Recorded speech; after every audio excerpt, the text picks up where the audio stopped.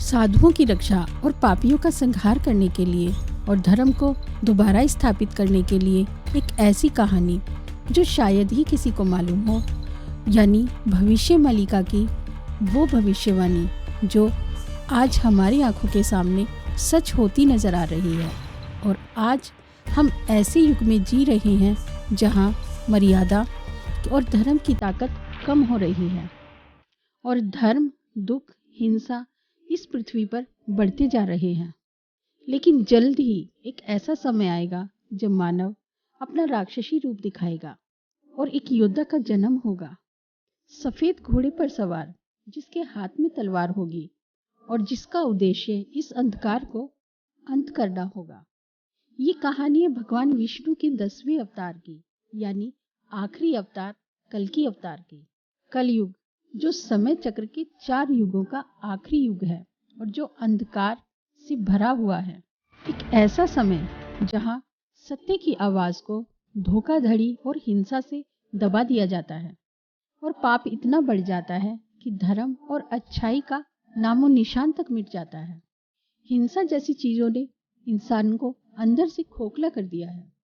सतयुग, त्रेता युग और द्वापर युग के बाद आज हम इसी कलयुग में जी रहे हैं। शास्त्रों की माने तो कलयुग की उम्र 4,32,000 साल है, जिसमें से 5,000 से ज्यादा साल बीत चुके हैं। ऐसा माना जाता है कि कलयुग के पहले 10,000 साल एक गोल्डन पीरियड है, लेकिन 10,000 सालों के बाद एक ऐसा समय आएगा जहां इंसानियत का एक दूसरा पहलू सामने आएगा और एक ऐसा समाज बनेगा जहां ना कोई हमदर्दी, ना कोई एकता बचेगी और इंसान इतना भ्रष्ट हो जाएगा कि वो अपने सगे संबंधियों पर कोई भरोसा नहीं करेगा। वो अपनों से ही धोखा करता जाएगा और हिंसा और लालच सब कुछ खत्म कर देगी, जिसके बाद पूरी दुनिया विनाश के कगार पर आ खड़ी होगी। और ये वही समय होगा जब कली नाम का एक असुर, एक राक्षस अपनी जो क्रूरता, हिंसा और लालच का प्रतीक होगा, जिसके अंदर सिर्फ अंधकार ही अंधकार भरा होगा और कली का असर पूरी पृथ्वी पर नजर आएगा, जिसको देखकर इंसान के मन में एक डर बढ़ जाएगा। कली का जन्म अधर्म, क्रोध और लालच से हुआ है। कली सिर्फ एक असुर ही नहीं बल्कि कलयुग का प्रतीक है और उसी के नाम से कलयुग जाना जाता है। लालच, जलन, हिंसा ये सब उसी के हथियार हैं जिनका इस्तेमाल वो लोगों को अपने वश में करने के लिए करता है और उन्हें अपना भक्त बनाता है। ऐसा माना जाता है कि एक समय आएगा कि लोग देवताओं की पूजा छोड़कर कली की पूजा शुरू करेंगे। कली के कहने पर लोग हर तरह का पाप करने को तैयार हो जाएंगे। उसका असर मनुष्यों के शरीर पर भी पड़ेगा, जिसके कारण मनुष्य की शक्ल धीरे धीरे राक्षसों जैसी होती जाएगी। कली का असर इतना गहरा होता जाएगा कि पूरा माहौल इतना भयावह हो जाएगा, ये दुनिया अपने आप को पूरी तरह से तबाह करने के कगार पर पहुंच जाएगी।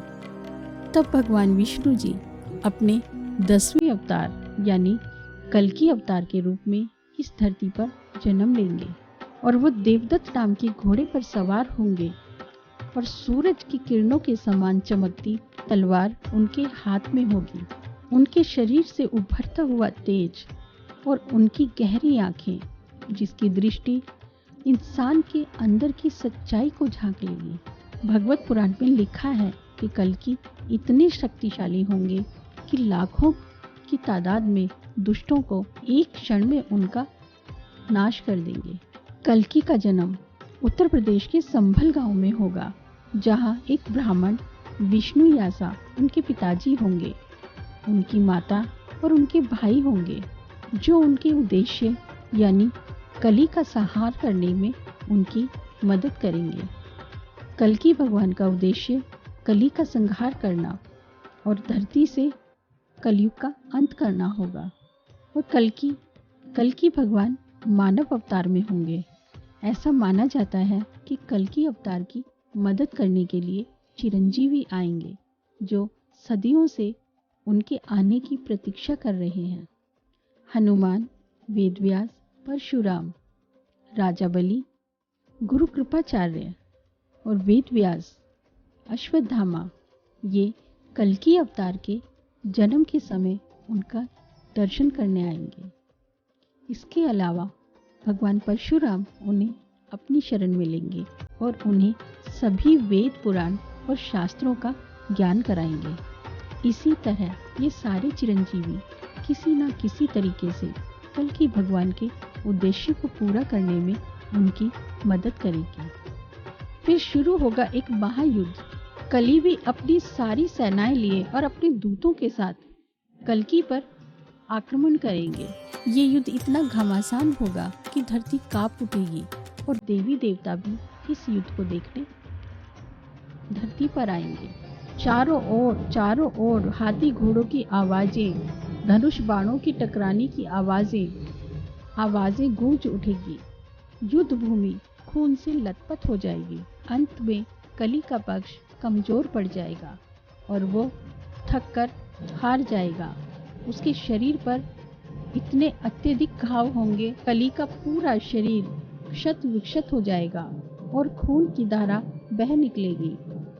इसके बाद भगवान कल्कि की तलवार से एक ज्वाला निकलेगी जिससे पूरी कली नगरी ध्वस्त हो जाएगी और उसी में ही कली भी जलकर नष्ट हो जाएगा। आखिरकार बुराई की हार होगी और अधर्म का अंत होगा।